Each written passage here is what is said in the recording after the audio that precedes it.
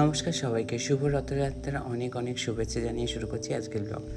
জলদি রেডি হলাম অ্যান্ড কোথায় যাচ্ছি? আজকে যাচ্ছি সিঙ্গুরে একটা প্রোগ্রামের জন্য। বিগত কয়েক বছর ধরেই এনাদের সাথে এই প্রোগ্রামটা আমি কন্টিনিউ করে আসছি, বাট আগের বছরে কোনো কারণবশত আই হোপ কিছু একটা ইস্যুর জন্য আমার যাওয়া হয়নি, বাট এবছর যাচ্ছি অ্যান্ড সাথে অনেক এক্সাইটেড একটা বিষয় নিয়ে।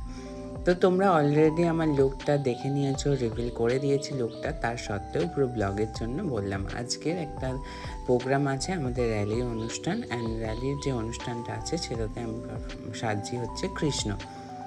তো এই যে এখন টুকটুক করে সন্ধ্যে 6টা নাগাদ বেরোলাম এবং টুকটুক করে যাচ্ছি।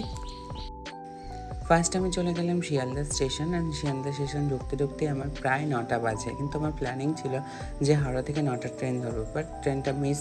তো যাই হোক, এরপরে আমি গেলাম হাওড়া স্টেশন, অ্যান্ড গিয়ে না এত টায়ার্ড লাগছিল, তো আমি জলদি একটা কফি নিলাম, টিকিটটা কেটে নিলাম।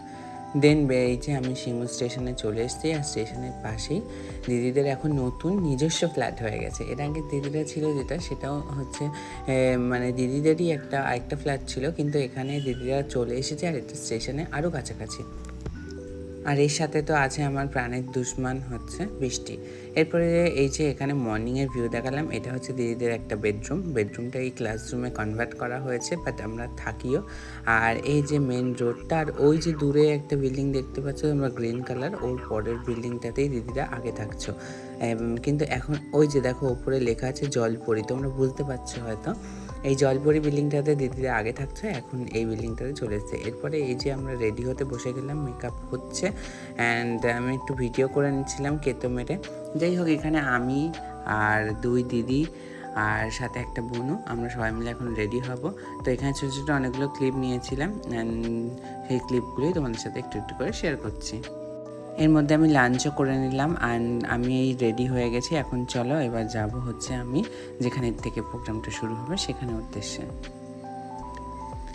এই যে আমরা রাধাকৃষ্ণ ফুললি রেডি, অ্যান্ড এই যে আমরা এখন ওয়েট করছি।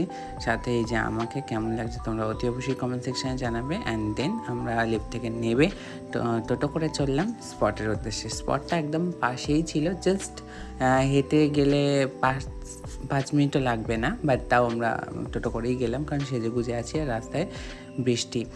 সাথে সারা দিন ধরে বৃষ্টি হয়েছে, কিন্তু ঠাকুরের এমন একটা মহিমা যে আমাদের র্যালিটা যখন শুরু হলো তখন থেকে আর কোনো বৃষ্টি নেই। তো আমার এই পুরো লুকটা তোমাদের সাথে শেয়ার করলাম, লুকটা কেমন লাগছে তোমরা অতি অবশ্যই জানিও।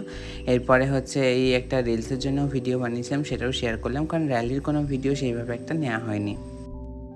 যারা আমার পারফরমেন্স দেখেছো বা যারা আমাকে খুব ভালোভাবে জানো, তারা খুব ভালোভাবে জানো আমি প্রত্যেকটা কাজ খুব সুন্দর করে করার চেষ্টা করি। আর এখানে হচ্ছে আমি আর ওই দিদিটা পারফর্ম করছিলাম, আর তার সাথে হচ্ছে পুরো টিম, আমাদের আজকে প্রচুর বড় একটা টিম ছিল, প্রায় 30 জনের মতন পারফর্ম করছিলাম আমরা। তো খুবই সুন্দর। এরপরে আমাদের পারফরমেন্স শেষ হলো, অ্যান্ড আমি ফাইনালি যখন রুমে এলাম তখন বাজে প্রায় 8টা।